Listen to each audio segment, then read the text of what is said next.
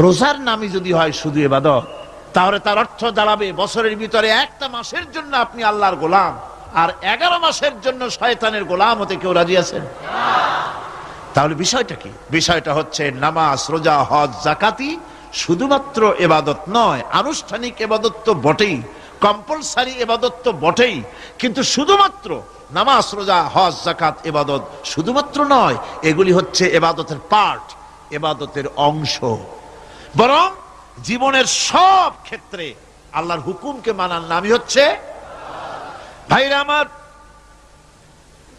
একদিকে নামাজ রোজা করছি, অন্যদিকে আল্লাহর আইনের প্রতিটি ধারাকে লঙ্ঘন করে চলছে, মিথ্যা ওয়াদা করে, মিথ্যা কথা বলে, সুদ খায়, ঘুষ খায়, জেনা করে, এরপরে অন্যের হক নষ্ট করে, প্রতিবেশীর হক নষ্ট করে, হারাম মাল খায়, হকদারের হক নষ্ট করে, প্রতিবেশীর হক নষ্ট করে, জিন্দা মুর্দা মানুষকে নিজের জন্য শক্তিধর বলে মনে করে, এক টুকরা রুটির জন্য অথবা এক ফোঁটা, এক ঘটি পানির জন্য কাফেরের কাছে হাত পেতে দাঁড়ায়া থাকে।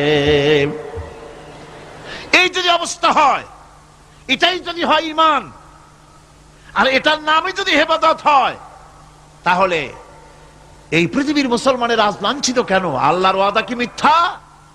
নাউযুবিল্লাহি মিন যালিক। আমাদের ইবাদত যদি ঠিক হয়, যদি সত্যিকারের ইবাদত যদি আমরা করে থাকি, তাহলে ক্ষমতায় ইমানদারেরা নাই কেন? বিশ্ব জুড়ে মুসলমানেরা লাঞ্ছিত কেন? তাহলে বুঝতে হবে ইবাদতের মধ্যে বিরাট গরমিল করে ফেলেছি, ঠিক কিনা? লক্ষ্য করুন, যেই লোকটা হজ করতেছে, উমরা করতেছে, নামাজ পড়তেছে, মসজিদ মাদ্রাসায় চাঁদা দিতেছে, ওই লোকটি আবার ব্যাংকের থেকে সুদের টাকা নিয়ে ব্যবসা চালাইতেছে। ব্যবসা ঠিক রাখার জন্য, ইনকাম ট্যাক্স ফাঁকি দেওয়ার জন্য ব্যবসায়ীরা 2 ধরনের 3 ধরনের খাতা মেনটেন করছে। কথা ঠিক কিনা? মিথ্যা কথা বলছে, ঘুষ দিতেছে, বেশি করে বিদ্যুতের বিল যাতে না আসে সেজন্য যারা বিদ্যুৎ লাইনে আছে তাদেরকে পয়সা দিয়ে ম্যানেজ করতেছে, ঠিক কিনা? মিল কল কারখানা যাদের আছে, লক্ষ লক্ষ টাকা বিদ্যুৎ বিল হয়, কিন্তু লাইনম্যানদের সঙ্গে ম্যানেজ করে গভর্নমেন্টকে ফাঁকি দেওয়া হচ্ছে, ঠিক কিনা গণ? তোমার নামাজের দাম কি? তোমার হজের 4 পয়সা দাম নাই। তুমি রাষ্ট্রকে ফাঁকি দিয়েছো, তুমি জনগণকে ফাঁকি দিয়েছো, তুমি দেশের শত্রু। টেলিফোনের বিল হাজার হাজার টাকা, লাখ টাকার বেশি বিল হয়, লাইনম্যানের সঙ্গে ম্যানেজ করে 500, 700, 2000 টাকা দিয়ে সারিয়ে দেয়, ঠিক কিনা? এরা জাতির শত্রু, দেশের শত্রু। এদেরকে ফায়ারিং স্কোয়াডে নিয়ে ব্রাশ ফায়ার করে উড়ায় দেওয়া উচিত। এরা দেশের দুশমন।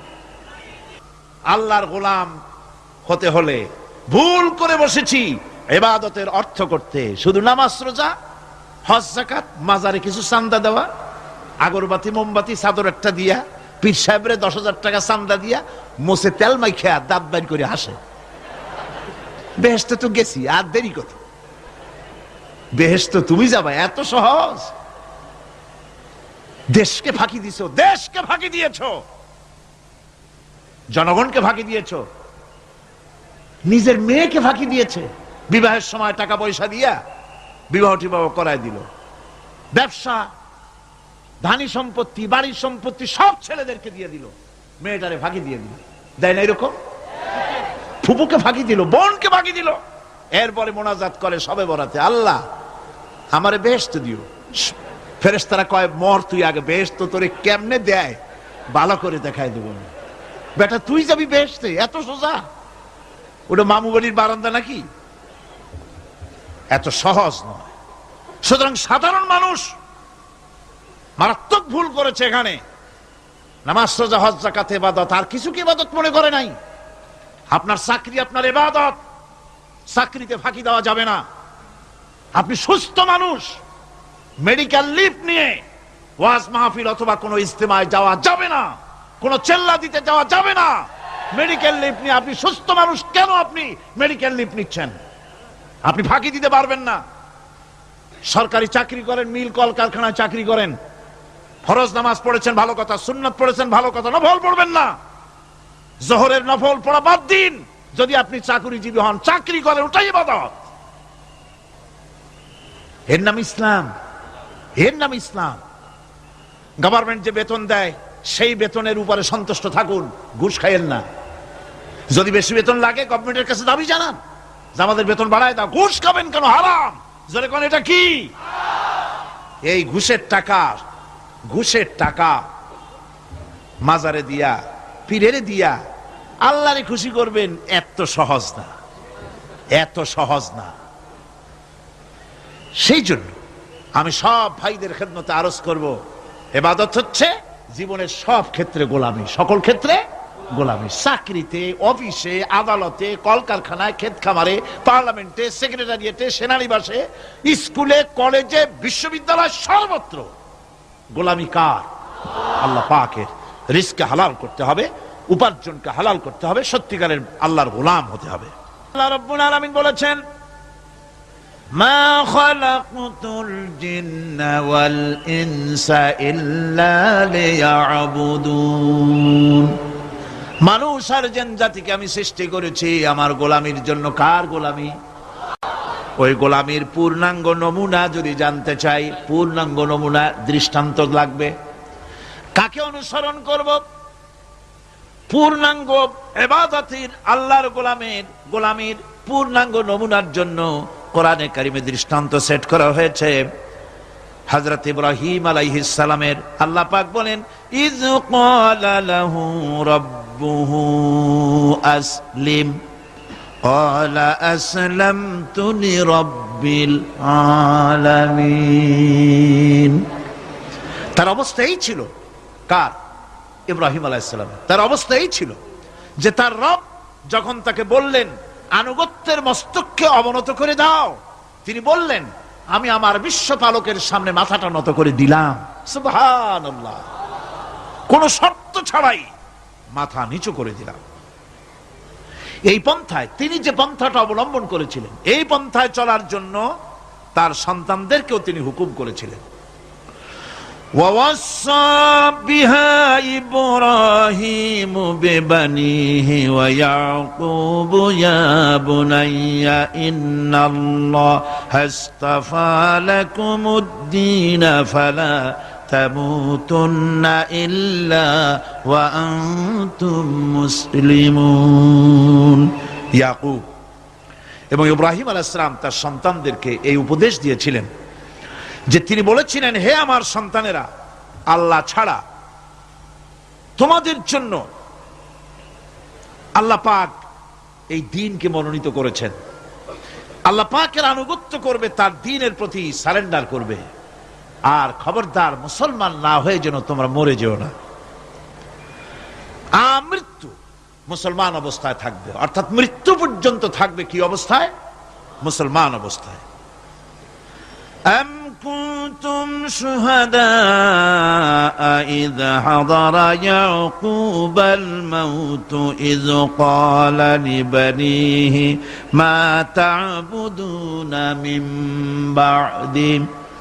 ইয়াকুব আলাইহিস সালাম তার মৃত্যুর সময় জিজ্ঞেস করেছিলেন, ও আমার সন্তানেরা, আমার মৃত্যুর পরে তোমরা কার ইবাদত করবে, কার গোলামি করবে?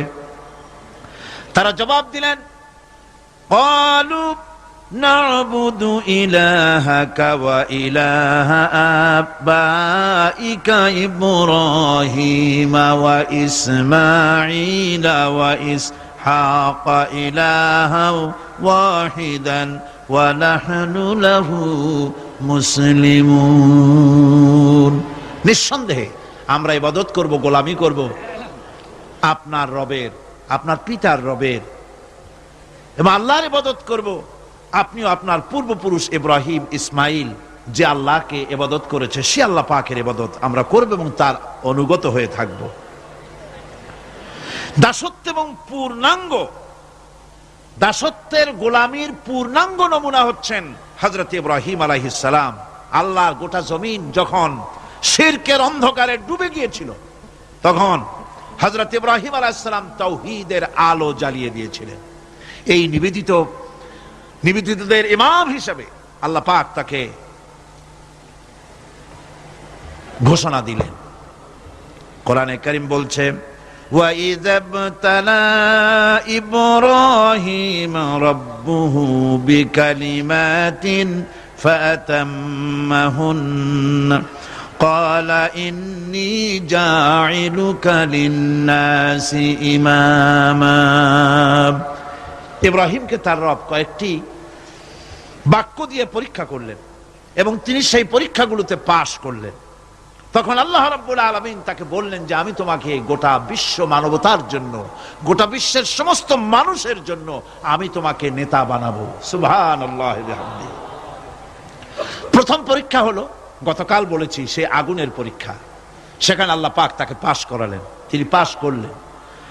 দ্বিতীয় পরীক্ষা ছিল বিবি এবং নবজাতক সন্তানকে নিয়ে আল্লাহ হুকুম করলেন, এই বিবি আর বাচ্চারে নিয়ে মরুভূমিতে রেখে আসো।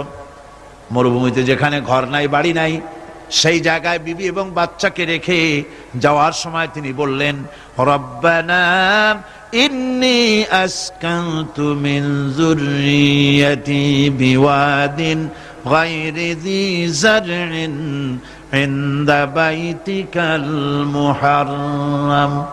হায় আল্লাহ রাব্বুল আলামিন, আমি পানি এবং তরুলতাবিহীন এক মরুভূমির ভিতরে আমার বংশের একটি অংশকে এখানে রেখে গেলাম। তোমার ঘরের কাছে পুনর্বাসিত আমি তাদের কাছে, এই ঘরের কাছে, সম্মানিত ঘরের কাছে রেখে গেলাম। পরীক্ষায় তিনি পাশ করলেন। হযরতে হাজেরা প্রশ্ন করলেন, ইব্রাহিম, পানি নাই, খাবার নাই, মানুষ নাই, ঘর নাই, বাড়ি নাই, মরুভূমির ভিতরে আমাকে আর আমার বাচ্চারে ফেলে রেখে যাচ্ছ কেন? কোনো জবাব নাই। দুইবার তিনবার প্রশ্ন করলেন। এরপরে তিনি আবার প্রশ্ন করলেন, বললেন, ইব্রাহিম, এটা কি আল্লাহর হুকুম নাকি? হযরত ইব্রাহিম আলাইহিস সালাম নিজের কলিজার টুকরা সন্তান আর বিবিকে রেখে যেতেছেন ভারাক্রান্ত মন নিয়ে। তিনি আকাশের দিকে আঙ্গুল উঁচু করে দেখালেন। হযরত হাজেরা বুঝলেন ইনি তো আল্লাহর পয়গম্বর, আমার কোন অপরাধে এভাবে ফেলে যাওয়ার কথা নয়। তিনি বুঝলেন এটা আল্লাহর হুকুম। হযরত হাজেরা বললেন, ইব্রাহিম রে, নিশ্চিন্ত মনে বাড়ি ফিরে যাও, আমার মনে কোনো চিন্তা নাই, কোনো পেরেশানি আর এখন নাই। আল্লাহর হুকুমে যদি আমাকে এই মরুভূমির ভিতরে ফেলে যেয়ে থাকো, তাহলে আমি ওই আল্লাহর প্রতি এতটা ভরসা রাখি যে এই মরুভূমির ভিতরে জল পানি শূন্য, খাদ্য শূন্য জায়গায় আমি আমার বাচ্চাকে আল্লাহ রব্বুল আলামিন না খাওয়াইয়া মারবেন না। দ্বিতীয় পরীক্ষায় পাশ করল। 3 নম্বরে পরীক্ষা হলো, সন্তান বড় হয়ে গেছে, বুদ্ধি হয়েছে, দৌড়াতে পারে। আল্লাহ রাব্বুল আলামিন হুকুম করলেন, ছেলেকে জবাহ করো। কত বড় আগুনের পরীক্ষা! কোরআন শরীফ বলছে, হযরত ইব্রাহিম আলাইহিস সালাম নিজের ছেলেকে ডেকে নিয়ে বললেন, ইয়া বুনাইয়া ইন্নী আরা ফিল মানামি আন্নী আযবাহুক ফানজুর মাযা তারা। হে আমার কলিজার টুকরা সন্তান, আমি স্বপ্নে দেখেছি যেন আমি তোমাকে জবাহ করতেছি, তোমার রায় কি, তোমার মত কি, আমারে শোনাও। ছেলে পয়গম্বর, ছেলে তার জবাবে বললেন, ইয়া আবাতি ফাআল মা তু'মার সাতাজিদুনি ইনশাআল্লাহু মিনাস সাবিরিন। হে আমার আব্বাজান, আপনি যে ব্যাপারে স্বপ্নের ভিতরে আদিষ্ট হয়েছেন আপনি তা কার্যকরী করুন। আমাকে এতটুকু অধৈর্যের মধ্যে পাবেন না, আমাকে ধৈর্যশীলদের মধ্যে পাবেন। আমারে আপনি আল্লাহর হুকুম পালন করেন।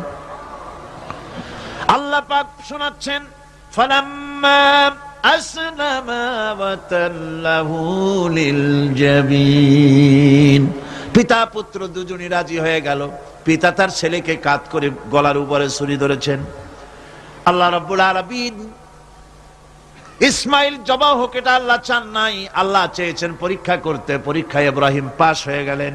আল্লাহ পাক বলছেন, ওয়ানাদাইনাহু আইয়া ইব্রাহিম ক্বাদ সাদ্দাকতার রুইয়া ইন্না কাযালিকা নাজজিল মুহসিনিন। আমি ইব্রাহিমকে ডেকে বললাম, ইব্রাহিম, তুমি তোমার স্বপ্নকে বাস্তবে রূপ দিয়েছো, আর এভাবেই করি আমি মুহসিনিনদেরকে পুরস্কৃত করে থাকি। আল্লাহ পাক খুশি হলেন। আল্লাহ পাক বললেন, ইন্না হাযা লাবালাউল মুবিন, নিঃসন্দেহে এটি একটি বিরাট পরীক্ষা ছিল। ঠিক কি না গণ? আল্লাহ নিজে বলছেন এটা একটি বিরাট পরীক্ষা, আযীম ইমতিহান। সে ইমতিহানে তিনি পাশ করলেন। পরীক্ষায় উত্তীর্ণ হওয়ার জন্য রব্বুল আলামিন পুরস্কার দিয়া দিলেন। আল্লাহ পাক বললেন, সালামুন আলা ইব্রাহিম। পড়েন সবাই, সালামুন আলা ইব্রাহিম। ইব্রাহিমের প্রতি আল্লাহ পাক বললেন, ইব্রাহিমের প্রতি সালাম রইল। সুবহানাল্লাহি ওয়া বিহামদিহি। ইবাদত এর আনুগত্যের এই উৎকৃষ্ট দৃষ্টান্ত স্থাপনের পর আল্লাহ পাক তার গোটা বিশ্বের মুসলমানদেরকে কিয়ামত পর্যন্ত ইব্রাহিম আলাইহিস সালামকে জাতির পিতা বানায়া দিলেন। সুবহানাল্লাহ কইতে ইচ্ছা করে না? এরকমের পরীক্ষা কোন পিতারা দিতে পারছে নাকি? গোটা বিশ্বের সমস্ত মানব মণ্ডলীর জন্য আল্লাহ পাক ইব্রাহিম আলাইহিস সালামকে কিয়ামত পর্যন্ত জাতির পিতা হিসাবে ঘোষণা করেছেন। সুবহানাল্লাহ। মিল্লাতা আবিকুম ইব্রাহিম হুয়া সাম্মাকুমুল মুসলিমিন। তোমরা তোমাদের পিতা ইব্রাহিমের মিল্লাতের উপর প্রতিষ্ঠিত হও। আল্লাহ পাক বলছেন, তোমাদের পিতা ইব্রাহিমের মিল্লাতের উপর প্রতিষ্ঠিত হও, আর আল্লাহ তোমাদের নাম রেখেছে মুসলমান। তোমরা হচ্ছে মুসলমান। আমাদের পরিচয়, ওই যে পরিচয়ের কথা আগে হয়ে গেছে, আমাদের পরিচয় আমরা মুসলমান। আমাদের পরিচয় কি? মুসলমান। এটা প্রথম পরিচয়। ইবাদতের পূর্ণাঙ্গ মাপকাঠি হিসেবে আল্লাহ পাক হযরত ইব্রাহিম আলাইহিস সালামকে দুনিয়াবাসীর সামনে পেশ করেছেন। কোরআন বলছে, ইহুদি এবং খ্রিস্টানেরা মুসলমানদেরকে বিভ্রান্ত করতে চায়। তারা বলে, ওয়াকালু কুনু হুদান আও নাসারা তাহতাদু কুল বাল মিল্লাতা ইব্রাহিম হানিফা ওয়া মা কানা মিনাল মুশরিকিন। বলে ইহুদি হও, তবেই তোমরা সঠিক পথ পাবা। খ্রিস্টানের বলে খ্রিস্টান হও, তবেই তোমরা সঠিক পথ প্রাপ্ত হবে। আল্লাহ পাক বলছেন, এদের সকলকে বলে দাও, বরং তোমরা সব পরিত্যাগ করে মিল্লাতে ইব্রাহিমের ভিতরে শামিল হয়ে যাও। এটাই মুক্তির পথ, এটাই নাজাতের পথ, এটাই আল্লাহর পথ। সুবহানাল্লাহি ওয়া বিহামদিহি। এমনকি রাসূল কারীম সাল্লাল্লাহু আলাইহি ওয়াসাল্লামকে আল্লাহ পাক বলেছেন, আনিত্তাবি মিল্লাতা ইব্রাহিম হানিফা। চারদিক থেকে মুখ ফিরিয়ে এনে মিল্লাতে ইব্রাহিমের ভিতরে শামিল হয়ে যাও, তারই অনুসরণ করো। রাসূল কারীম সাল্লাল্লাহু আলাইহি ওয়াসাল্লাম ইবাদত বা আনুগত্যের সর্বোৎকৃষ্ট নমুনা হওয়ার কারণে ইব্রাহিম আলাইহিস সালাম সম্পর্কে হুজুর বলেছেন, ইন্না ইব্রাহিমা খায়রুল বারিয়া, রাওয়াহু মুসলিম। হুজুর সাল্লাল্লাহু আলাইহি ওয়াসাল্লাম বলেছেন, ইব্রাহিম হচ্ছেন জগতের সর্বোত্তম ব্যক্তি। সুবহানাল্লাহ। সুতরাং আমাদেরকে ইবাদতের নমুনা হিসেবে ইব্রাহিম আলাইহিস সালামকেও মানদণ্ড হিসেবে দেখতে হবে, যে কিভাবে তিনি সারেন্ডার করেছিলেন আল্লাহ পাকের দরবারে। এখন আমি আপনাদের সামনে বলতে চাই, মানুষের জীবনে সবচাইতে বড় দুটি চাহিদা আছে। একটা হচ্ছে খাদ্য, আর একটা হচ্ছে নিরাপত্তা। একটা খাদ্য, আর একটা কি? নিরাপত্তা। পেট ভরে খাইতে চাই, আর চোর ডাকাতের উপদ্রব থেকে নিরাপত্তা পেতে চাই। খাদ্য যদি চাই ক্ষুধার সময়, নিরাপত্তা যদি চাই ভীতির সময়। আল্লাহ রাব্বুল আলামিন বলেন, কোন গভর্নমেন্ট দিতে পারবে না, দুনিয়ায় কেউ দিতে পারে নাই, পারবেও না। ক্ষুধার সময় যদি খাদ্য চাও, ভীতির সময় যদি নিরাপত্তা লাভ করতে চাও, তাহলে ফালইয়াবুদু রাব্ব হাযাল বাইত, এই ঘরের মালিকের ইবাদত কর। কোন ঘর? কাবা ঘর। বলেন কোন ঘর? কাবা ঘর। কাবা শরীফের মালিকের ইবাদত কর। তাহলে কি হবে? আল্লাযী আত'আমাহুম মিন জু'in ওয়া আমানাহুম মিন খাউফ। এই ঘরের মালিকের ইবাদত যদি করো তাহলে ক্ষুধার সময় তিনি তোমাদেরকে খেতে দিবেন, আর ভীতির সময় তিনি তোমাদের নিরাপত্তা দান করবেন। হে ওয়াদা কার? চিল্লায় বলেন ওয়াদা কার? আল্লাহ পাকের ওয়াদা বিশ্বাস হলো না, এমনই পোড়া কপালের মুসলমান। নির্বাচন যখন আসলো, সলিমউদ্দিন সাহেব আসতেন মঞ্চের উপরে,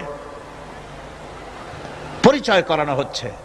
এতক্ষণ আপনারা যার বক্তৃতা শোনার জন্য দ্বীপ্রহরের রৌদ্রে কষ্ট করতেছিলেন, এখন সেই সংগ্রামী জননায়ক, বিপ্লবী সন্তান, তিনি এখন আপনাদের সামনে বক্তব্য রাখবেন। উনি দাঁড়ায় বললেন, ভাইয়ার আমার, বোনের আমার,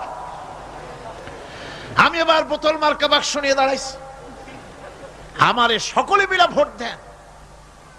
এবার যদি ক্ষমতায় যেতে পারি, না খাইয়া কেউ মরবেন না, কিন্তু কি খাইয়া মরবে তাও কয় না। মানুষেরা এই কথাগুলি বিশ্বাস করলার সমানে ভোট দিল। হায় রে কপাল! আল্লাহ বললেন, আমার ইবাদত কর, আমার গোলামি কর জীবনের সব জায়গায়, তাহলে ক্ষুধার সময় খাইতে পারবি আর ভীতির সময় নিরাপত্তা পাবি। আল্লাহর কথাটা বিশ্বাস হইল না। এই নামাজ পড়ার মুসলমানের দাম আছে, কোন দাম আছে? এ রোজাকার দাম আছে, এ মুসলমান দাবি করার দাম আছে। আল্লাহ রাব্বুল আলামিন তিনি পরিষ্কার করে বলছেন, এই ঘরের মালিকের ইবাদত করো, তিনি ক্ষুধার সময়ে খেতে দিবেন, আর তিনি তোমাদেরকে ভীতির সময় নিরাপত্তা দান করবেন। চাউলের অভাব হবে না, পাটের অভাব হবে না, খাদ্যের অভাব হবে না, কারণ দুটি জিনিস যদি তোমরা করতে পারো, খাবারের অভাব হবে না। ওয়ালাউ আন্না আহলাল কুরা আমানু ওয়াত্তাকাউ লাফাতাহনা আলাইহিম বারাকাতিম মিনাস সামাই ওয়াল আরদ। দেশের লোকেরা, জনপদের লোকেরা যদি দুইটা কাজ করে, এক নম্বরে হলো আমার উপরে ঈমান আনবে, দুই নম্বরে হলো আমাকে ভয় করার নীতি অবলম্বন করে যদি চলে, তাহলে ওই দেশের মানুষের জন্য আকাশ আর জমিনের সব বরকতের দরজা আমি আল্লাহ খুলে দেব। আল্লাহর ওয়াদা। আল্লাহ পাকের নিকট মানুষের সবচাইতে বড় দাবি কি? আল্লাহর কাছে মানুষের সবচাইতে বড় দাবি কি করতে পারেন? পারেন না। আল্লাহ পাকের কাছে মানুষের শ্রেষ্ঠ দাবিটা আল্লাহ নিজেই শিখাই দিয়েছেন। আমার কাছে দাবি কর, ইহদিনাস সিরাতাল মুস্তাকিম। হায় আল্লাহ, একটা সোজা, একটা সরল রাস্তা আমারে দাও, একটা সহজ পথ আমারে দাও। এই কথা সূরা ফাতিহা দাবি করার পর আল্লাহ রাব্বুল আলামিন এই অভিনন্দনের জবাবে, 7টা বাক্যের অভিনন্দনের জবাবে আল্লাহ রাব্বুল আলামিন 30 পারা কোরআন শরীফ নাজিল করে দিলেন। সূরা ফাতিহার এই সওয়ালের জবাবে আল্লাহ পাক বললেন, ওয়া আনি'বুদুনি হাযা সিরাতুম মুস্তাকিম। সোজা রাস্তা চাও, আমার গোলামি করো, ইবাদত করো। সব জায়গায় ইবাদত, গোলামি করাই লাগবে। আমার কাছে সোজা রাস্তা চাও, সোজা রাস্তা হলো আমার গোলামি করা। কার গোলামি? বেহেশতে যেতে চান? আমি আস্তে জিজ্ঞেলাম বলে আপনারাও আস্তে জবাব দিলেন। বেহেশতে যেতে চান? সুবহানাল্লাহ। এমন কোন মানুষ আছে নাকি যে বেহেশতে যেতে চায় না? মদ খোর যাইতে চায়। সবাই, আমরা সবাই বেহেশতের আশা করি, ঠিক কিনা? আল্লাহ রাব্বুল আলামিন বলেন, বেহেশতে যদি যেতে চাও তাহলেও ইবাদত করা লাগবে, ইবাদত ছাড়া জান্নাতে যাওয়া যাবে না। ফাদখুলি ফি ইবাদি ওয়াদখুলি জান্নাতি। সর্বপ্রথম আমার বান্দার মধ্যে দাখিল হয়ে যা, আমার গোলামির মধ্যে দাখিল হওয়া, আমার গোলাম হয়, এরপরে আমার জান্নাতে চলে যা। আগে গোলাম হবি, তারপরে কোথায় যাবি? জান্নাতে যাবে। আগে গোলাম হ, আগে গোলামির খাতায় নাম লেখা, আগে সত্যিকারের আমার বান্দা হ, গোলাম, এরপরে জান্নাতে যাওয়া যাবে। জান্নাতে যাইয়া আল্লাহর সাথে কি দেখা করতে চাই? আল্লাহর সাথে দেখা করতে চাই। আল্লাহ রাব্বুল আলামিন বলেন, ফামান কানা ইয়ারজু লিকা রাব্বিহি ফালইআমাল আমালান সালিহান ওয়ালা ইউশরিক বিইবাদাতি রাব্বিহি আহাদা। তোমাদের মধ্যে যদি কেউ আল্লাহর সঙ্গে, তার রবের সঙ্গে যদি কেউ দেখা করতে চায়, তাহলে সে যেন ভালো ভালো কাজ করে, নেক কাজ করে, আর তোমার রবের সাথে অর্থাৎ আল্লাহ রব্বুল আলামিনের সাথে ইবাদতের মধ্যে যেন কাউকে শরীক না করে। শিরক যদি না করো, খাঁটি গোলাম, খাঁটি বান্দায় যদি পরিণত হতে পারো, কিয়ামতের দিন আল্লাহ রব্বুল আলামিনের সঙ্গে দিদার নসিব হয়ে যাবে। সুতরাং আল্লাহ পাকের গোলাম হতে হবে জীবনের সকল ক্ষেত্রে। এই গোলামি করব কতদিন? কতদিন গোলামি করব? এই প্রশ্নের জবাবে আল্লাহ রাব্বুল আলামিন কোরআনে কারীমের মধ্যে জবাব দিয়ে দিয়েছেন, ওয়া'বুদ রাব্বাকা হাত্তা ইয়াতিয়াকাল ইয়াকিন। মৃত্যু পর্যন্ত, যতক্ষণ না নাক দিয়ে শেষ প্রশ্বাসটি, নিঃশ্বাসটি বেরিয়ে যাচ্ছে, ততক্ষণ পর্যন্ত আনুগত্য, গোলামি সবটা হবে কার? জোরে চিল্লায় এখন কার?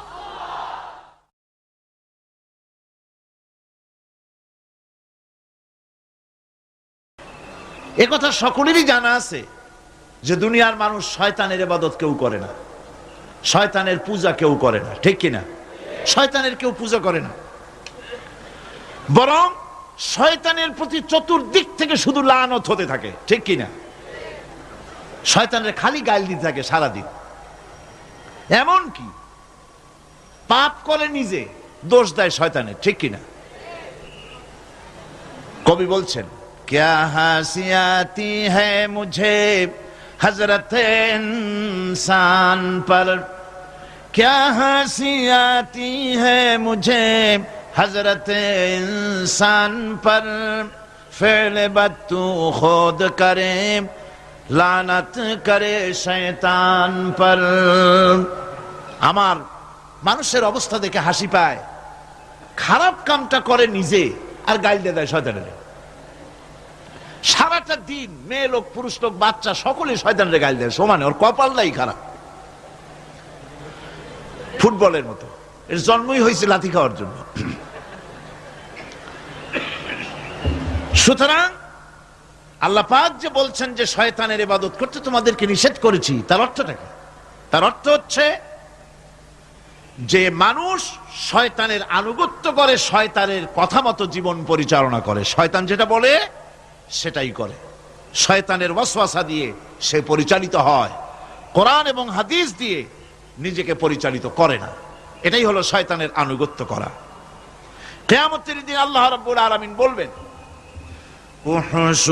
উহশুরুল্লাযীনা যালামু ওয়া আযওয়াজাহুম ওয়া মা কানু ইয়াবুদুনা মিন দুনিল্লাহি ফাহদুহুম ইলা সিরাতিল জাহিম। আল্লাহ রাব্বুল আলামিন কিয়ামতের দিন তিনি বলবেন, যারা নাকি সেই সমস্ত শয়তান এবং তার অনুসারী, যারা নাকি আমাকে বাদ দিয়ে যারা অন্যদের ইবাদত করত, সেই ইবাদত যাদের করত, আনুগত্য গোলামি যাদের করত, তারা এবং তাদের সাথী সঙ্গী সবগুলিকে একত্রিত করো আর জাহান্নামের রাস্তা দেখিয়ে দাও, সকলকে জাহান্নামের পথ দেখিয়ে দাও। এই আয়াতে কারিমা দিয়ে প্রমাণ করা হচ্ছে, বোঝানো হচ্ছে আনুগত্য হতে হবে কেবলমাত্র আল্লাহ পাকের। সব বুঝে নির্দ্বিধায় বিনা প্রশ্নে যাকে স্বীকার করতে হবে, মানতে হবে, তিনি হচ্ছেন আল্লাহ সুবহানাহু ওয়া তাআলা এবং তার নবী জনাব মুহাম্মদ রাসূলুল্লাহ সাল্লাল্লাহু আলাইহি ওয়াসাল্লাম। অন্য কাউকে কোরআন হাদিস দিয়ে যাচাই না করে কারো মতকে গ্রহণ করা যাবে না। আল্লাহ পাক বলছেন, ইত্তাখাযু আহবারাহুম ওয়া রুহবানাহুম আরবাবাম মিন দুনিল্লাহি ওয়াল মাসীহ ইবনে মারইয়াম ওয়া মা উমিরু ইল্লা লিয়া'বুদু ইলাহান ওয়াহিদা। আল্লাহ পাক বলছেন, তারা নিজেদের ওলামা মাশায়েখদেরকে আল্লাহর পরিবর্তে নিজেদের রব তারা বানিয়ে নিয়েছে এবং তারা মসিহকে, ঈসা আলাইহিস সালামকে, মরিয়মের পুত্র ঈসাকে আল্লাহকে বাদ দিয়ে রব বানিয়ে নিয়েছে। অথচ হুকুম করা হয়েছে, আল্লাহ পাকের পক্ষ থেকে আদেশ করা হয়েছে, একমাত্র আল্লাহ রব্বুল আলামিন ছাড়া কারো আনুগত্য করা যাবে না, গোলামি করা যাবে না, দাসত্ব করা যাবে না। এখানে ওলামা মাশায়েখ এবং পাদ্রী পুরোহিতদের রব বানিয়ে নেওয়ার যে কথাটা বলা হয়েছে সেটা হচ্ছে যে তাদেরকে আদেশ এবং নিষেধকারী হিসাবে মেনে নেওয়া হয়েছে। আল্লাহ রসুলের অনুমোদন ছাড়াই তাদেরকে গ্রহণ করা হচ্ছে, তাদের কথাগুলিকে শিরোধার্য করা হচ্ছে। আলেম ওলামা, পীর দরবেশ যিনি হন না কেন, তিনি যে কথাটা বলবেন ওই কথার সমর্থনে কোরআন হাদিস আছে কিনা তা না জেনে গ্রহণ করা যাবে না। কথা আসতে বললেন কেন? গ্রহণ করা, এটার নাম ঈমান। এটার নাম কি? ঈমান। পীর সাহেব যদি বলেন পাগড়ি বাঁধতে হবে 15 হাত, হ্যাঁ 15 হাত কেন, 21 হাতও বাঁধবো, দেখতে হবে রাসূল করিম সাল্লাল্লাহু আলাইহি ওয়াসাল্লাম ওরকম বেঁধেছেন কিনা। এটার নামই হচ্ছে ঈমান। এটার নাম কি? ঈমান। পীর সাহেব শিখাই দিলেন এরকম জিকির করো, সকালে এরকম, বিকেলে এরকম। হ্যাঁ করব, জিকির করব, করব না কেন? আল্লাহই তো জিকির করতে বলছেন, জিকির করব। তবে দেখতে হবে পীর সাহেব যেভাবে জিকির বলেছেন ওইভাবে আল্লাহ রসুল জীবনেও জিকির করেছেন কিনা, সাহাবায়ে কেরাম এভাবে করেছেন কিনা। যদি করে থাকেন অবশ্যই পীর সাহেবের কথা মেনে ওরকম জিকির করব। কথা বুঝতে পেরেছেন? একজন মাওলানা সাহেব ফতোয়া দিলেন, একজন মাওলানা সাহেব ফতোয়া দিলেন অথবা একটা কথা বললেন, এই কথাটা কোরআনের সাথে মিল আছে কিনা, হাদিসের সাথে মিল আছে কিনা তাই দেখতে হবে সর্বাগ্রে। কোন মুরব্বী কি বলেছেন, কোন হুজুর কি বলেছেন, কোন কিতাবের মধ্যে কি লেখা আছে ওইটা জানার কোনো দরকার আমার নাই। আমার জানার দরকার কোরআন শরীফে আছে কিনা, হাদিস শরীফে আছে কিনা। এর নাম হচ্ছে ঈমান। এর নাম কি? এটাই হচ্ছে আনুগত্য আল্লাহ পাকের দরবারে। এটাই হচ্ছে আনুগত্য করার জন্য এটাই সবচাইতে বড় দলিল যে আল্লাহর হুকুম মেনে চলতে হবে, আর অন্য কারো অন্ধ অনুকরণ করব না। ইবাদত পূজা অর্থে বলা হয়েছে কাউকে ক্ষমতাশীল মনে করে নিজের প্রয়োজনের জন্য তার কাছে দোয়া করা, দুঃখ কষ্টে তার কাছে সাহায্য চাওয়া, ক্ষয়ক্ষতি এবং বিপদ আপদ থেকে বাঁচার জন্য কারো কাছে আশ্রয় চাওয়া। কোরআন মজিদের দৃষ্টিতে এগুলি সব হচ্ছে পূজার পর্যায়ভুক্ত, এগুলি করা যাবে না। সবটাই বলতে হবে আল্লাহ রাব্বুল আলামিনের কাছে। কার কাছে বলতে হবে? কোরআন বলছে, আল্লাহ পাক কোরআনে কারীমের মধ্যে বলছেন, কুল ইন্নী নুহিতু আন আ'বুদাল্লাযীনা তাদউনা মিন দুনিল্লাহি লাম্মা জাআনিয়াল বায়্যিনাতু মির রাব্বি ওয়া উমিরতু আন উসলিমা লিরাব্বিল আলামিন। আল্লাহ পাক বলেন, বলো আমার রবের পক্ষ থেকে স্পষ্ট নির্দেশ লাভ করার পর, হুকুম লাভ করার পর আল্লাহকে ত্যাগ করে তোমরা যাদের পূজা করছো তাদের পূজা আমি করি না। আল্লাহ নবীকে বলছেন এরকম আপনি বলেন, বরং আমাকে হুকুম করা হয়েছে আল্লাহ রাব্বুল আলামিনের সামনে মাথা নত করে দেওয়ার। তাই আমি আল্লাহ পাকের দরবারে আমার বিনয়ের, আমার আনুগত্যের মস্তক তার সামনে নত করে দিয়েছি। দুনিয়ায় মানুষেরা আল্লাহ রাব্বুল আলামিনকে বাদ দিয়ে যাদের কাছে সাহায্য চায়, যাদের কাছে গিয়ে সাহায্য প্রার্থনা করে, ছেলে হয় নাই ছেলে চায়, মেয়ে হয় নাই মেয়ে চায়, ব্যবসায় উন্নতি হয় না বলে ব্যবসার জন্য তাদের কাছে চায়। কোরআনে কারীম বলছে ওদের কাছে যে চাওয়া হচ্ছে তারা ওদের চাওয়াও সম্পর্কে জানে না। কিয়ামতের দিন এইগুলি সব ওদের বিরুদ্ধে আল্লাহর দরবারে মামলা দায়ের করবে। এরা বলবে যে আল্লাহ পাক আমি এদেরকে এরকম বলি নাই আমার পূজা করার জন্য, এরা আমার পূজা করেছে। আজ আমাদের অবস্থাই হয়েছে, সন্তান না হলে চলে যায় সিলেটে শাহজালাল রহমাতুল্লাহ আলাইহির মাজারে, সেখানে গিয়ে গজাল মাছের কাছে গিয়ে সন্তান চায়। চট্টগ্রামে বাজেবস্তান যেখানে কচ্ছপ আছে, এই কচ্ছপের কাছে গিয়ে এখানে সন্তান কামনা করে। কি আজীব তামাশা! এর নাম মুসলমান, এর নাম মুসলমান। কয়েক বছর আগে আমার নিজের চোখে দেখেছি, অনেক বছর আগে একবার দেখতে গিয়েছিলাম, অবস্থাটা কি। সেখানে দেখলাম গাছের সাথে দড়ি দিয়া সুতা দিয়া পাথর ইট বাঁধে রাখছে। এগুলো কি শুনলাম, এগুলি যাদের বাচ্চা হয় না তারা এগুলি গাছের সাথে বেঁধে রেখে আসছে। ওই ইটে যেরকম ভার, ওই রকম সন্তানের ভার পেটের মধ্যে হইয়া আস্তে আস্তে সন্তান হবে। কি ফিলসফি, আজিব তামাশা। এরপর আমার নিজের চোখে দেখেছি বিরাট বিরাট কচ্ছপ, এই কচ্ছপ গুলির পায়ে হাত দিয়ে সুমা খাইতেছে মুসলমান। নাউযুবিল্লাহি মিন যালিক।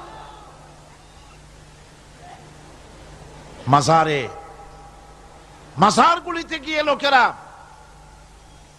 নিজেদের আশা আকাঙ্ক্ষা পুরা হওয়ার জন্য দোয়া চাইতেছে কবরওয়ালার কাছে।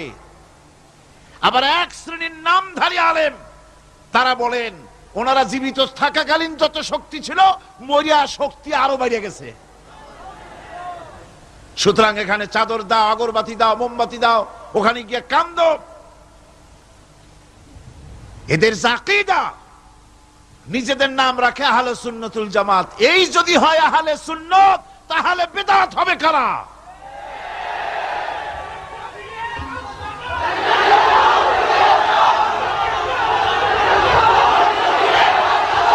কবর, মাজার, ওলিউল্লাহদের মাজার। থামুন, ওলিউল্লাহদের মাজার তো ভালো কথা, মর্যাদার সাথে সুন্দর করে তা রাখতে হবে, যত্ন সহকারে রাখতে হবে, তার পবিত্রতা রক্ষা করতে হবে। কিন্তু মাজারে গিয়ে আপনি কিছু চাইতে পারবেন না। কোরআনের আল্লাহ পাকের হুকুমের সম্পূর্ণ বিপরীত। কি আজে বাজে মশলা দিয়া তারপরে মানুষদের কি বিভ্রান্ত করতেছে, মানুষকে আল্লাহর মাকামে নিয়ে গিয়েছে। নাউযুবিল্লাহি মিন যালিক। সুতরাং এর থেকে গোটা জাতিকে বাঁচাবার জন্য জিহাদ ঘোষণা করতে হবে। মাজারকে পূজার জায়গা বানানো যাবে না। সুতরাং কোরআনে কারীম বলছে যে একমাত্র গোলামি, আনুগত্য সবটা হবে আল্লাহ রাব্বুল আলামিনের। অন্য কারো সামনে মাথা নত করা যাবে না। যা বলার, যা চাওয়ার সবকিছুই তাকেই বলতে হবে। বন্ধুগণ, আল্লাহ রাব্বুল আলামিন বলছেন وَيَعْبُدُونَ مِن دُونِ اللَّهِ مَا لَا يَضُرُّهُمْ وَلَا يَنفَعُهُمْ وَيَقُولُونَ هَؤُلَاءِ شُفَعَاؤُنَا عِندَ اللَّهِ। এই সব লোকেরা আল্লাহকে পরিত্যাগ করে তারা এমন সব জিনিসের পেছনে দৌড়ায় যারা তাদের কোনো উপকারও করতে পারবে না, ক্ষতিও করতে পারবে না। আমরা তো এই কথাই বলি কালেমার ভিতরে, খাইরিহি ওয়া শাররিহি মিনাল্লাহি তাআলা। ভালো হোক মন্দ হোক সব কার কাছ থেকে হয়? বলেন সবাই, কার কাছ থেকে হয়? ভালো মন্দ সবই হয় আল্লাহ পাকের পক্ষ থেকে। আমার ভালো আমার মন্দ সবই তিনি করেন। কোরআনে কারীম অন্যত্র বলছি والذين تدعون من دونه لا يستطيعون نصركم ولا أنفسهم ينصرون। আল্লাহ ছাড়া তোমরা যাদেরকে ডাকছো তারা তোমাদের উপকার করা তো দূরের কথা, তারা নিজেদের উপকার করতে পারবে না। অর্থাৎ এ কথাগুলি মূর্তির ব্যাপারে যেভাবে সত্য, এ কথাগুলি তেমন সকলের বেলায় প্রযোজ্য। মানুষের উপকার করা, মন্দ করা, ভালো করা সবটা করার মালিক আল্লাহ রাব্বুল আলামিন।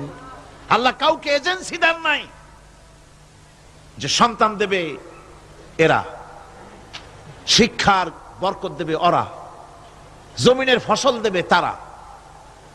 এইরকম হিন্দু ধর্মে যেভাবে ৩৩ কোটি খোদা আছে, এক এক খোদার এক এক দায়িত্ব। দেশে প্রেসিডেন্ট থাকে, প্রধানমন্ত্রী থাকে, দেশ চালাবার জন্য মন্ত্রণালয় ভাগ করে দেয়।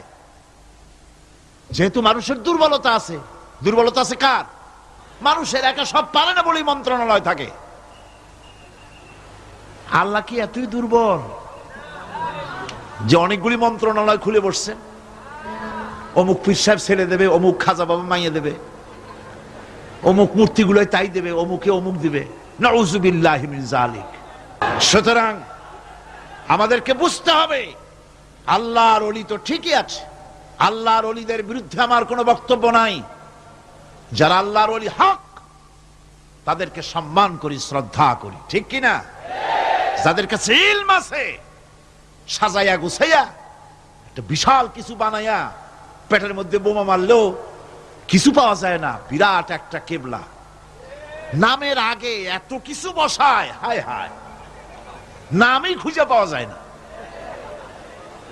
সিরাজুস সালিকিন, মিসবাহুল আরিফিন, রাহনুমায়ে বেদাত, আশিকে পামদান, সিয়াহে দানদান। মানে নামের শেষে শুধু আলাইহিস সালাম লিখতে বাকি থাকে, আর সব লেখে। পীরকে মর্যাদা দিয়ে আল্লাহর আসন পর্যন্ত নিয়ে যায়, নাউযুবিল্লাহ। আপনারা বিশ্বাস করুন, মনের মধ্যে ঈমান রাখবেন, কোন পীরের বাপের ক্ষমতা নাই বদদুয়া দিয়ে আপনাকে ধ্বংস করে দিতে পারে। কোন পীরের বাপের ক্ষমতা নাই দোয়া করে 10 তলা বিল্ডিং এর মালিক বানাই দিতে পারে, যদি আল্লাহ রাজি থাকেন।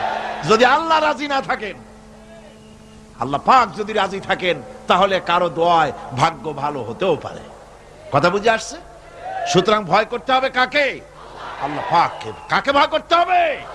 আল্লাহ পাককে ভয় করতে হবে। সৌভাগ্য দুর্ভাগ্য সবটার মালিক আল্লাহ। হক্কানি ওলি যারা, সত্যিকারের পীর যারা, তারা এইভাবে করে শান শওকাত ইত্যাদি হাই ফাই করে অস্থির করে ভালাইয়া রাজা বাদশাদের মতো চলাফেরা তারা করেন না। কথা ঠিক কিনা? তাদের ইলম কালাম থাকে, মানুষকে হকের দাওয়াত দেন, হক কথা বলেন, হক কথা বলে যদি জেলে যেতে হয় তাও যেতে রাজি আছে তারা। এরকম হয়েছে না? নমুনা আছে না? সুতরাং মনে রাখতে হবে, ভালো মন্দ করার সবটা মালিক হচ্ছে আল্লাহ। এটা যদি বিশ্বাস না করি, তাহলে ইয়াকা নাবুদু বলার কোনো মানে নাই। ইয়াকা নাবুদু, কেবলমাত্র তোমারই গোলামি করি, আর কারো গোলামি করে। সোজা কথা, সব কথা। আমরা সবাই গোলাম। আমরা সবাই কি? আমরা যে গোলাম তাকে বলতে লজ্জা করে? কার গোলাম? চিল্লায় বলতে হবে সকল মুসলমানকে, কার গোলাম? আল্লাহ পাকের গোলাম আমরা। আর এই গোলাম, আল্লাহর দাসত্ব মানুষের শ্রেষ্ঠতম মর্যাদা। সুবহানাল্লাহ। আল্লাহর দাসত্ব মানুষের জন্য কি? শ্রেষ্ঠতম মর্যাদা। যেহেতু আল্লাহর দাসত্ব করাই হলো সৃষ্টির মূল উদ্দেশ্য, তাই একজন মানুষকে সত্যিকার মর্যাদার উচ্চ শিখরে পৌঁছার অর্থই হলো তিনি কাজ কর্ম দিয়ে প্রমাণ করবেন তিনি আল্লাহ পাকের খাঁটি বান্দা, আল্লাহ পাকের খাঁটি গোলাম। তাই কোরআনে কারিমে আমরা দেখতে পাই যে আল্লাহ পাক যেখানে খুব স্নেহ করে, আদর করে যখন বান্দাদের সম্পর্কে কিছু বলতে চেয়েছেন, তখন তিনি আব্দুন শব্দ ব্যবহার করেছেন। আদর করে, স্নেহ করে, দয়া করে যদি কারো ব্যাপারে কিছু বলতে চেয়েছেন, তখন আল্লাহ তাকে কি বলেছেন? আব্দ। আব্দ মানে হলো বান্দা।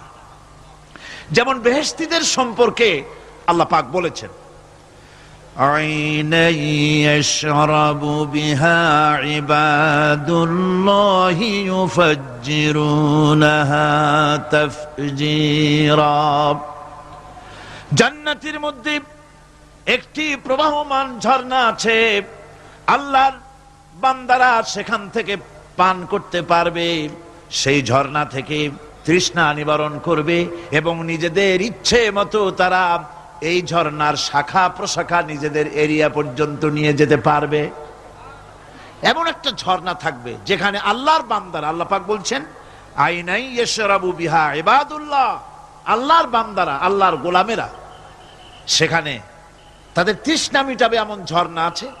ওই ঝর্ণার কাছে যাওয়ার দরকার নাই, তাদের ইঙ্গিতে, ইচ্ছা অনুযায়ী তাদের ঘরের দরজা পর্যন্ত যেখানে খুশি সেখানের শাখা প্রশাখা প্রবাহিত করে নিতে তারা সক্ষম হবে।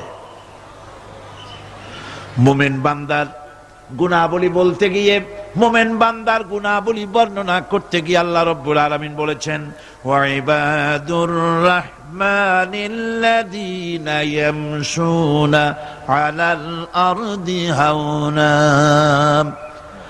রহমানের বান্দা হলো তারা যারা জমিনের উপরে চলাফেরা করার সময় বিনয়ের সাথে চলাফেরা করে, তারা হচ্ছে রহমানের বান্দা। কার বান্দা? রহমানের বান্দা। আদর করে আল্লাহ বলছেন বান্দা, গোলাম। শয়তান নিজে অভিশপ্ত হওয়ার পর এর প্রতিশোধ নেওয়ার জন্য আল্লাহ পাকের দরবারে বলেছিল, আয় আল্লাহ, তোমার যেই বান্দাগুলির কারণে, তোমার যেই বান্দার কারণে আমার ইবাদতগুলি নষ্ট হয়ে গেল, আমি অভিশপ্ত হয়ে গেলাম, ওই বান্দাগুলিকে লোভ দেখিয়ে আমি যেমনে পারি সবগুলিকে আমি গোমরাহ করে দেব, পথভ্রষ্ট করে দেব। আল্লাহ পাকের জবাবে বললেন, ইন্না ইবাদি লাইসা লাকা আলাইহিম সুলতান ইল্লা মান ইত্তাবাকা মিনাল গাওয়িন। আমার বান্দাদের উপরে তোমার কোনো কর্তৃত্ব নাই। আমার বান্দা, আদর করে আল্লাহ পাক বলছেন, আমার বান্দাদের উপরে তোমার কোনো কর্তৃত্ব নাই। তবে হ্যাঁ, যারা তোমার কথা মান্য করবে তারা অবশ্যই গোমরাহ হয়ে যাবে, পথভ্রষ্ট হয়ে যাবে। কিন্তু আমার সত্যিকারের বান্দা যারা, তাদের উপরে তুমি গোমরাহি, তাদেরকে তুমি পথভ্রষ্ট করতে পারবে না। তাদের উপরে তোমার কোনো কর্তৃত্ব নাই। ভাইরা আমার, হযরত ঈসা আলাইহিস সালামের ব্যাপারে, হযরত ঈসা আলাইহিস সালামকে খ্রিস্টানেরা তারা বলেছে, ওয়াকালাতিন নাসারাল মাসীহু ইবনুল্লাহ। মসিহ হচ্ছে কার ছেলে? নাউযুবিল্লাহ। বলেন সবাই নাউযুবিল্লাহ। তাকে যখন আল্লাহর ছেলে বলা হলো, আল্লাহর পুত্র বলা হলো, রব্বুল আলামিন তার জবাবে বললেন, ইন হুয়া ইল্লা আবদুন আনআমনা আলাইহি। তিনি তো একজন বান্দা, তিনি আমার বান্দা ছাড়া আর কিছুই নন। আমি তার প্রতি অনুগ্রহ করেছি। বান্দা, আমার বান্দা। আল্লাহ পাকের বান্দা হওয়ার ব্যাপারে কোন মানুষের লজ্জা থাকার কথা নয়। এমনকি আল্লাহ পাক ঈসা আলাইহিস সালাম সম্পর্কে বলছেন, লা ইয়াস্তানকিফাল মাসীহু আইয়াকুনা আবদান লিল্লাহি ওয়ালাল মালাইকাতুল মুকাররাবুন। মসিহ আল্লাহর বান্দা, তাতে কখনো বিন্দু মাত্র লজ্জা তিনি পোষণ করেন নাই যে আমি আল্লাহর বান্দা, আল্লাহর গোলাম। এটা কথা হইল? এরকম লজ্জা তিনি পোষণ করেন। এমনকি তার নিকটবর্তী ফেরেশতা যারা, তারাও আল্লাহর বান্দা, গোলাম হওয়ার জন্য তাদের ভিতরে কোনো লজ্জা নাই। যারা নাকি আল্লাহর গোলাম, এই ব্যাপারে যাদের মধ্যে লজ্জার সৃষ্টি হয়, আল্লাহর গোলাম এটা কেমন কথা, বান্দা হওয়াটা কেমন কথা। যারা গোলামীকে অস্বীকার করে তাদের সম্পর্কে আল্লাহ পাক বলছেন, ওয়া মাইয়াস্তানকিফ আন ইবাদাতিহি ওয়া ইস্তাকবির ফাসায়াহশুরুহুম ইলাইহি জামিআ। কেউ যদি আল্লাহর বন্দেগী করার ব্যাপারে লজ্জা পোষণ করে, যদি লজ্জার কারণ মনে করে, অহংকার করে, গৌরব করে, তাহলে তারা পালাবে কোথায়, যাবে কোথায়? আমি কিয়ামতের দিন সবগুলিকে এক জায়গায় করে ফেলবো। সুতরাং আল্লাহ পাকের গোলামিতে আল্লাহ যে বান্দা বলে যখন ডাকেন, লজ্জার কোনো কারণ নাই। অহংকার যে করবে সে নিজেকে ধ্বংস করবে। আল্লাহ পাক সব নবীদেরকে নিজের বান্দা বলেছেন। নবীরা কি? আল্লাহ পাকের বান্দা। হযরত ইউসুফ আলাইহিস সালাম সম্পর্কে আল্লাহ পাক বলছেন, কাযালিকা লিনাসরিফা আনহু আস-সুআ ওয়াল ফাহশা ইন্নাহু মিন ইবাদিনাল মুখলাসিন। এরূপই ঘটলো যাতে আমি ইউসুফ আলাইহিস সালামকে, আমার বান্দা, তাকে আমি নির্লজ্জতা ইত্যাদি থেকে আমি রক্ষা করেছি। নিশ্চয়ই হযরত ইউসুফ ছিল আল্লাহ পাকের বান্দা, আল্লাহ পাকের আব্দ। রাসূল করিম সাল্লাল্লাহু আলাইহি ওয়াসাল্লাম তিনি হচ্ছেন সর্বশ্রেষ্ঠ আল্লাহর পয়গম্বর। তার থেকে শ্রেষ্ঠ নবী আর কি কেউ আছে? জোরে বলেন আছে? তার থেকে মাহবুব, তার থেকে শ্রেষ্ঠ আল্লাহর কাছে আর কেউ নাই।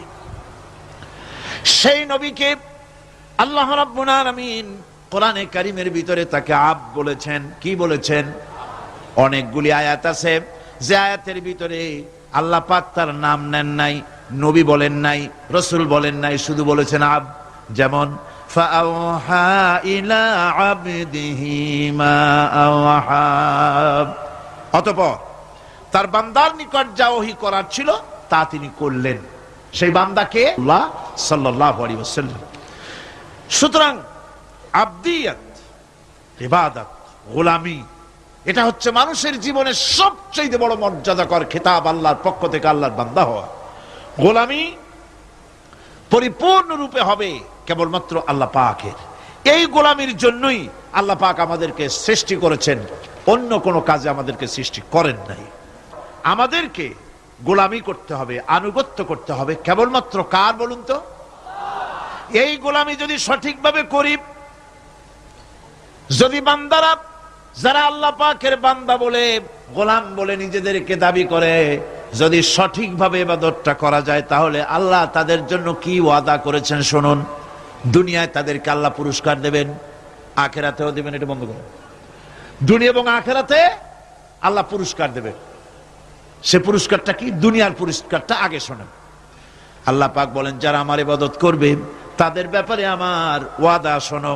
ওয়াদাল্লাহু আল্লাযীনা আমানু ওয়া আমিলুস সালিহাতি লায়াস্তাখলিফান্নাহুম ফিল আরদি কামা ইসতাখলাফাল্লাযীনা মিন ক্বাবলিহিম। তোমাদের মধ্যে যারা ঈমান এনেছে এবং সৎ কাজ করেছে, আল্লাহ রাব্বুল আলামিন তাদের ব্যাপারে আল্লাহর ওয়াদা হচ্ছে, আল্লাহর প্রতিজ্ঞা হচ্ছে, আল্লাহ ওয়াদা করতেছেন তাদেরকে জমিনের উপরে প্রতিষ্ঠিত করবেন। যেমন করে তোমাদের পূর্বপুরুষদেরকে প্রতিষ্ঠিত করা হয়েছিল, ওইভাবে তোমাদেরকে প্রতিষ্ঠিত করা হবে। সুবহানাল্লাহ। প্রতিষ্ঠিত করা হবে মানে রাষ্ট্র ক্ষমতা দেওয়া হবে। কি দেওয়া হবে? যদি গোলাম হও। যদি কি হও? গোলাম। আল্লাহ পাক বলছেন শুধু তাই নয়, আমি আমার দিনকে যারা প্রতিষ্ঠা করবে, আমার গোলামেরা যদি, আমার বান্দারা সঠিকভাবে যদি আমার গোলামি করে, ঈমান আনে, আমলে সালেহ করে, নেক কাজ করে, আমি তাদেরকে রাষ্ট্র প্রতিষ্ঠার সুযোগ করে দেব। আর তাদের জন্য ভীতির পরিবর্তে, সন্ত্রাসের পরিবর্তে শান্তি কায়েম করে দেব। সুবহানাল্লাহ। وَلَيُمَكِّنَنَّ لَهُمْ دِينَهُمُ الَّذِي ارْتَضَىٰ لَهُمْ وَلَيُبَدِّلَنَّهُمْ مِنْ خَوْفِهِمْ أَمْنًا। তাদের দিনকে তারা নিজেদের জন্য যা পছন্দ করেছে অবশ্যই তিনি তা কায়েম করে দিবেন, এবং সন্ত্রাস আর ভীতির পরিবর্তে আল্লাহ নিরাপত্তা দান করবেন। জোরে কোন সুবহানাল্লাহ। সন্ত্রাস বন্ধ হবে, চুরি, ডাকাতি, জেনা, ব্যভিচার সব বন্ধ হয়ে যাবে।